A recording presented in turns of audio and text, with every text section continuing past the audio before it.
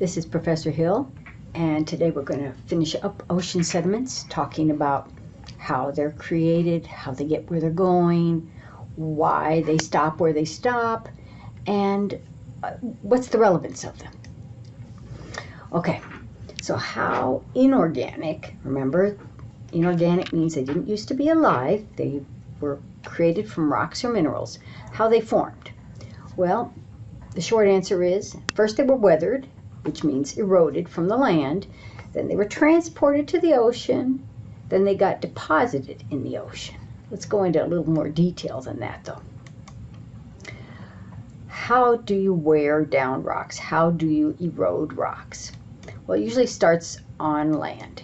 And there's two main types. There's physical erosion and there's chemical erosion.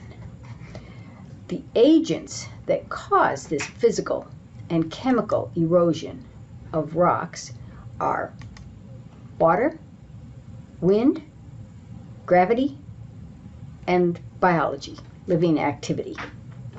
Water is by far the biggest weathering agent on our planet.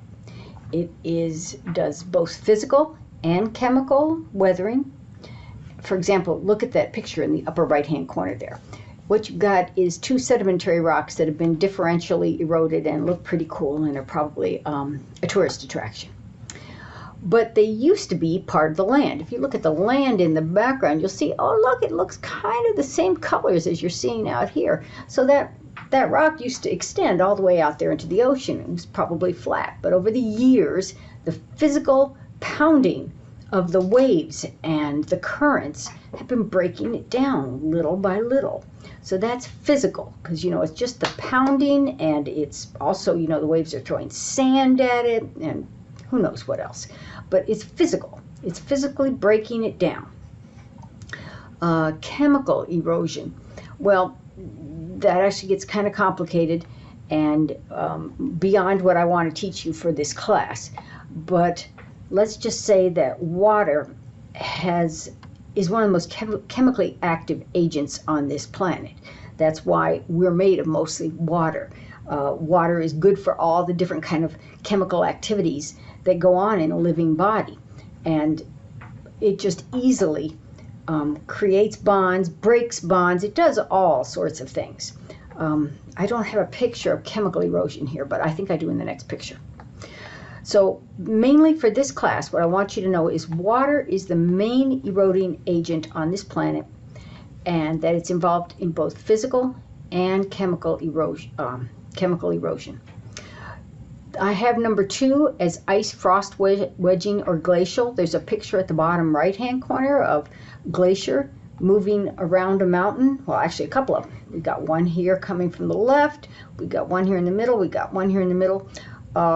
Ice is really just frozen water, and these are really just frozen rivers. They're moving downstream very, very slowly, but they're grinding up the mountains as they go. In fact, you can see that. You can see these lines of, well, basically they're dirt, but they're called glacial till or glacial moraines that are being pulled down by the ice and created by the ice, physically rubbing up against the mountains. They're breaking the mountains apart.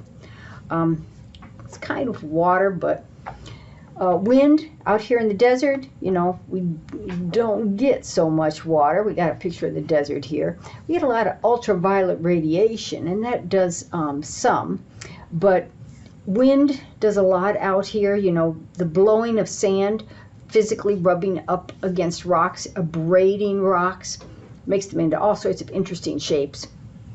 Thermal stress, that can be hot or cold, can cause rocks to break apart because rocks don't expand or contract very easily. They have low thermal conductivity. What that means is, if you have high thermal conductivity, that means you can easily handle things getting hot or cold. So think of a pan that you use to cook with. You put it on the fire, on the stove, and you turn on the fire. That metal can easily handle that temperature going up and down. If you put a clay pot on your stove and turn it on the fire, well, it depends on a lot of things, what quality pot this is. but there's a good chance it's going to break.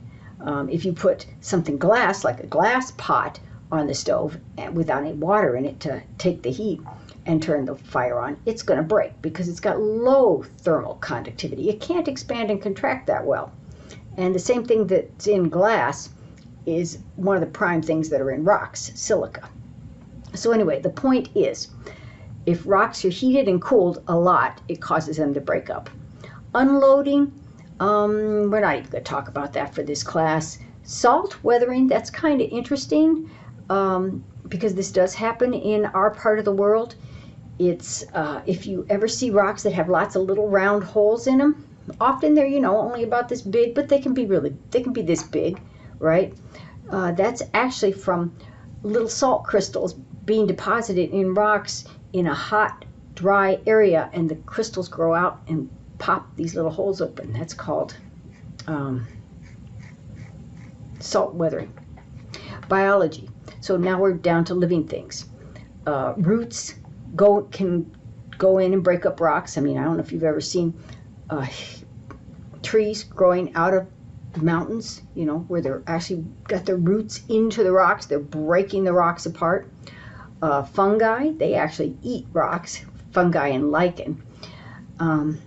They have little chemical secretions that break down bonds in the rock and give them nourishment.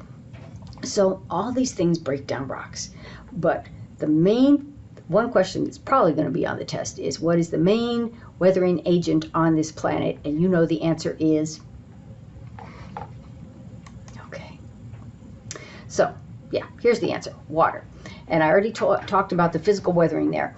And here in the bottom left-hand corner here, we've got an example of chemical weathering. I don't know if you've ever been in limestone caves. We have some in the eastern part of this state near Tucson. Klatchner Caverns, I believe they're called. Yes. Anyway, they tend to have water in them. Water dissolves most things, and even rock, over geologic time. Geologic time is really long. And they especially can dissolve things like limestone. It's a carbonate rock that's just fairly easy to dissolve for a rock. And over time, they carve out these caverns by dissolving the rock. They also reprecipitate. Remember about precipitation, how we were talking about in the last video about salt being precipitated in a drying ocean on the bottom because there's too much salt in there and it precipitates out the bottom. Well, when the water in these caverns is dissolving the rock, then the rock is actually dissolved in the water. So it's making the water hard. That's what hard water is. Water that's got minerals dissolved in it. And if it's dripping out of the top of a cave, for example, the water may evaporate and leave a few molecules of rock behind. And over geologic time, you get these lovely stalactites and stalagmites. And this, I think, is called a soda straw. Yeah, it's called a soda straw. That are in these caverns that we then go and look at. Chemical weathering is how the ocean became salty. So if anyone ever asked you that, it's because water is a universal solvent. It isn't actually, it doesn't dissolve everything, right? But it dissolves most things, you know. You've got to clean something up. The main thing you want usually is water, unless it's an oil-based thing. And that's because, see that picture up in the right-hand corner there?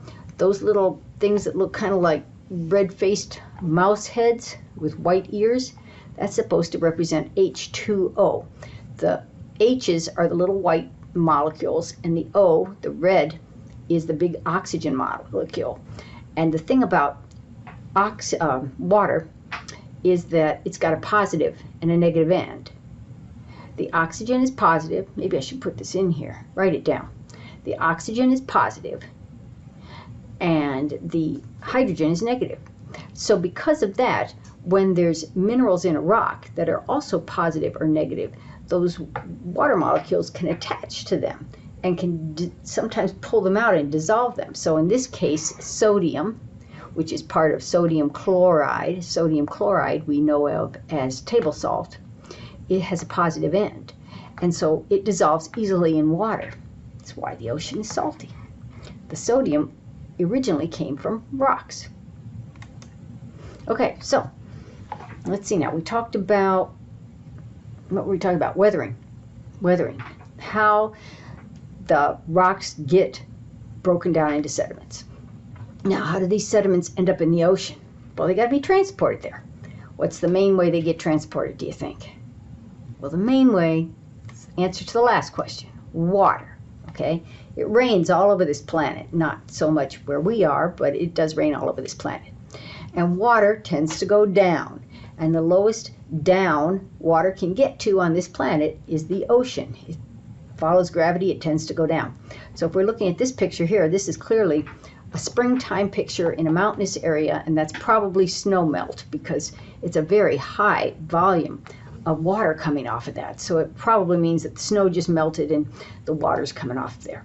And it can carry some really big stuff. You know, it carried these big boulders down here at the base of the falls, but it can carry all the small stuff too. Eventually, it can get to the ocean. So that's how it gets transported, mainly. I mean, it can get there through wind, it can get there through ice. What's the other ways we could think of? Well, ice and wind would be the main two that I can think of off the top of my head. Okay, so we've got this sediment. It's in water. How much sediment the water can hold and how fast it can move it and how big the pieces are depends on the velocity of the water. The velocity is what? How fast it's moving. So it's distance divided by time. So we've got these different, what we've got here is different size particles. The solution, you can't see them. We'll say that those are clay. Suspension, we'll say those are silt. We're overgeneralizing, but you get the idea. Small, a little bit bigger. Saltation, this would be like the sand size stuff. And traction, this would be the gravel. And in order to move really small stuff like clay and colloidal, you don't need much velocity, right? But in order to move gravel, or maybe even cobbles or boulders, you need a great deal more. So let's look at some pictures here. Let's see if this works. Let me find. Keep recording.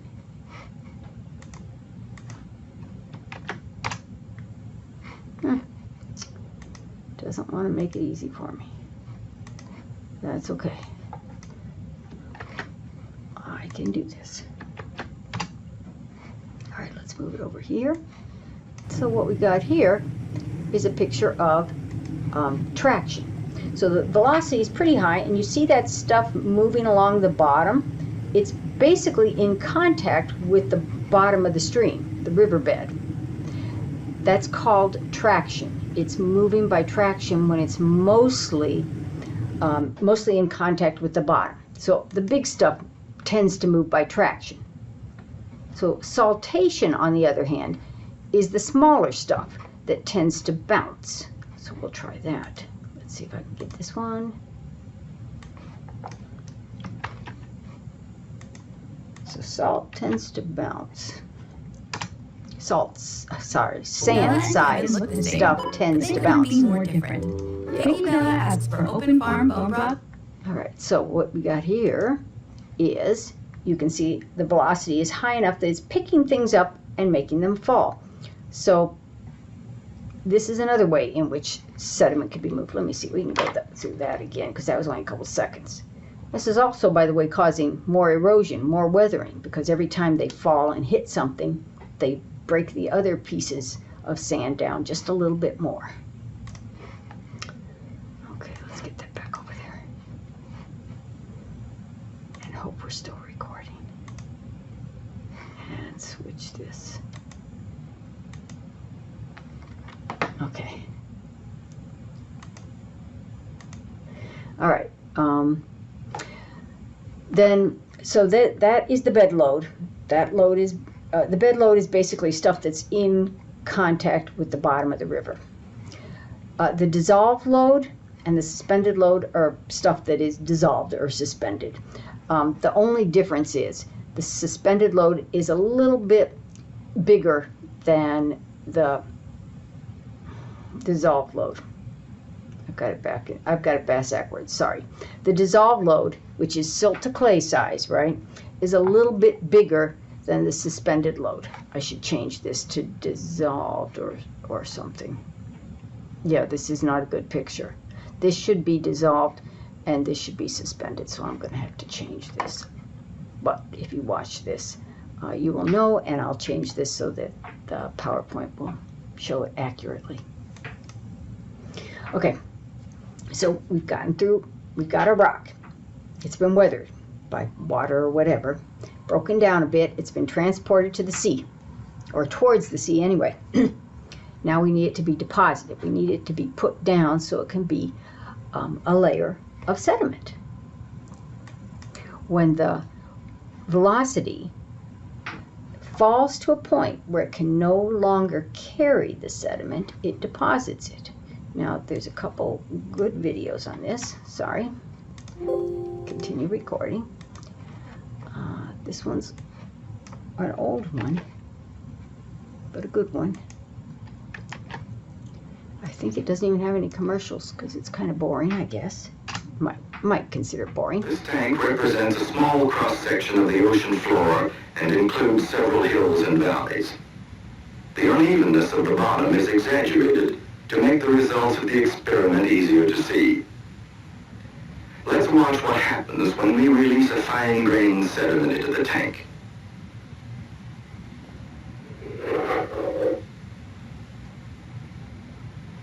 This would be a good turbidity current. You remember turbidity currents? It's like an underwater stream. It's heavier than the other because it's got dissolved sediments in it. The sediment is settled to the bottom and formed a layer. The layer is not quite horizontal because of the exaggerated unevenness of the bottom. Another load of sediment released into the tank will form a second layer atop the first. In the oceans, such a layer may be only an inch or two thick and may extend for many miles. It might lie undisturbed for centuries before another mass of sediment is loosened nearby, perhaps by an earthquake. But then the new flow of sediment will cover the original layers and form a new one on top. In this way, layer after layer of sediment is deposited on the ocean floor.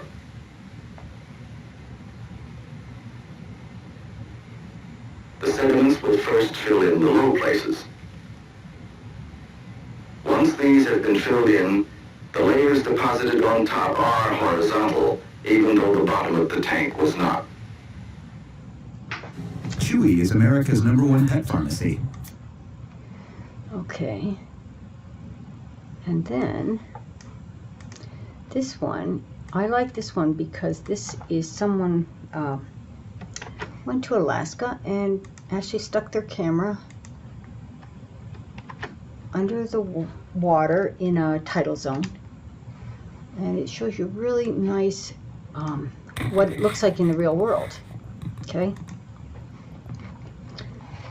so we're in a tidal zone. Snow melt is coming down. It's cutting through some of the sediment that's already there, and here you can see clearly the velocity is high enough that it's moving certain size sediments, but it's not high enough to move some of those bigger, pieces of pebbles or cobbles.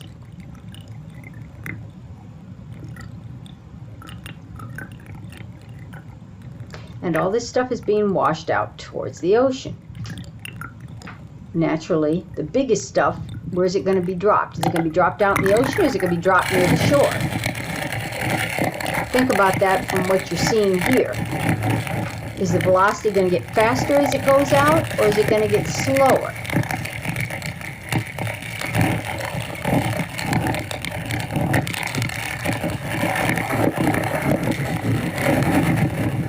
Well, it's being funneled here, right, like a hose. So it's going to, once it hits the ocean, it's going to spread out. We'll how will that affect the velocity? Will it slow it down or speed it up? Because the higher the velocity, the bigger the stuff that it can carry. The lower the velocity,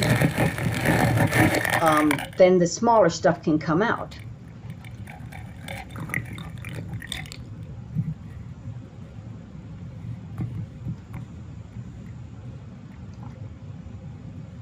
So he's going upstream, and he's saying that the stuff up here is bigger. It fell out because it wasn't going fast enough to move it anymore. And now you can see some of the organic sediments, right? Some of the shells that are being broken down by being moved around by water.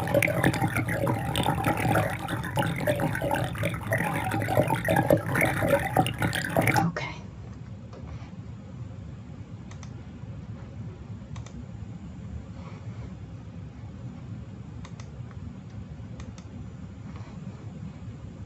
All right. So this is a picture of the Nile Delta. That's the Mediterranean Ocean at the top. That's the Nile at the bottom. It's very fertile, and that's why it's green. They grow a lot of stuff on that. So what happens is the Nile, which is thousands of miles long, gets to the Mediterranean, and it spreads out. And as it spreads out, it slows down. Its velocity goes down, so it drops the sediments. And so these fans are called deltas that are at the mouths of rivers, and they're basically just sediment fans. This is a close-up of a sediment fan that shows you how much farming can go on in them. Very fine-grained stuff, lots of organics, good rich stuff. These lines in the middle, these are parts of the river that have split up, and these are all just sediments that are being farmed. And here's, I don't know where this is. Okay, this is near North Carolina. So this is an area where sediments are being washed out to sea. We've got a couple barrier islands here, but you can see waves of sand down in here. So as the currents go, they can move this stuff around, and if the velocity is low enough, it drops it, and you get sandbars that can move around that way. So basically, it's the smallest stuff that gets washed way out into the ocean. Now we're further out. You've seen this picture before when we talked about turbidity currents. We have the continental shelf there and the abyssal plain here, and we have submarine canyons that can take sediment out, and they drop their biggest stuff at the base of the continental shelf. So beyond that, the smallest stuff makes it what we call oozes. I think I talked about them already. Okay, seafloor thickness. We've been talking about mostly how terrigenous sediment comes off of the land, and so you're going to get most of your thickness of the continental shelf near the land. But you know, there is rock being made at the mid-ocean spreading ridge, or undersea volcanoes that stretch around the world. That's creating rock too, and they get broken down too. And of course, you got brand new rock at the ridge, so you don't have much sediment. And the further you get away from the ridge, the thicker the sediment's going to be, because plate tectonics says that spreading ridges don't move very fast. They move probably the width of your hand, maybe, in a year. So you have plenty of time for the marine snow, even though it's not coming down very hard, right? It only collects maybe, half a centimeter to a centimeter every 1,000 years out there, but it's going to take millions of years for it to make it to the subduction zone. So by that time, it's got quite a bit of sediment that gets recycled as it dives under the continental crust. Okay, so these are just 5 variables that could easily show up on a test that say, well, how thick is the sediment going to be? Depends on a few things. 1, how far it is from the mid-ocean spreading ridge. 2, how old it is. 3 should not be there. Okay, so take 3 out. We're going to have 4 variables. I'm going to change this.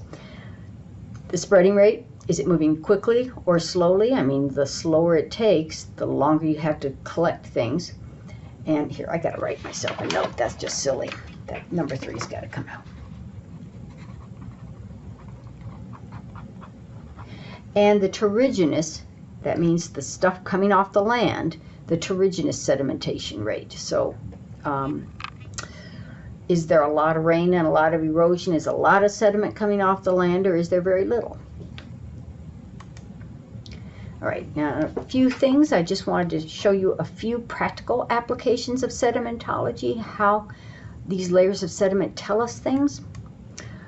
Layers of sediment in Chesapeake Bay. This is, two aerial views of the Chesapeake Bay. This one's from Google Earth. You see the little fish that have X's in their eyes. They got a lot of pollution in this Chesapeake Bay.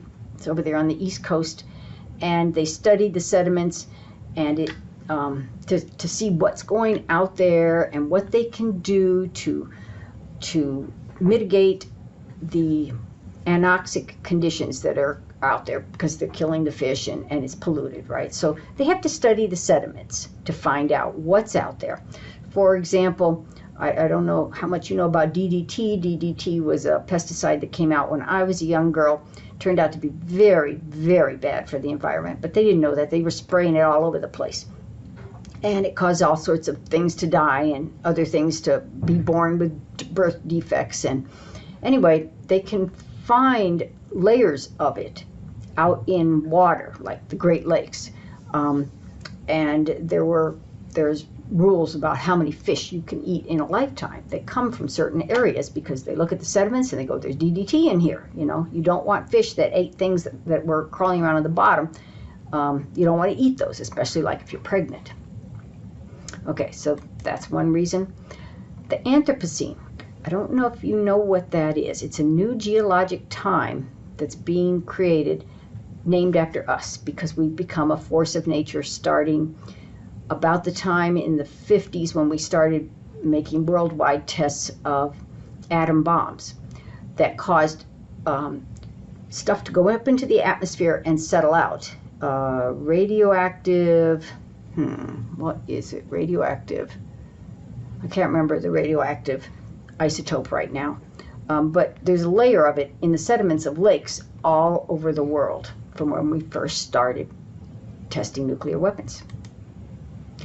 And so you drill down into the sediments and you pull it out, and this person is pointing out, okay, this layer right here, this is where that radioactive isotope is. This is the beginning of the Anthropocene, when human beings became a global force where we're changing the climate and the environment of our own planet.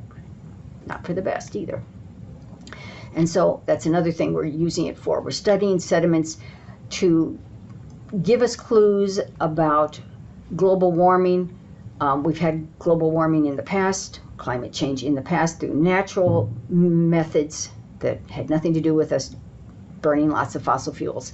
And so we're studying time periods where there was natural climate change to give us an idea of how it affected the planet and what we can expect to be happening in the future.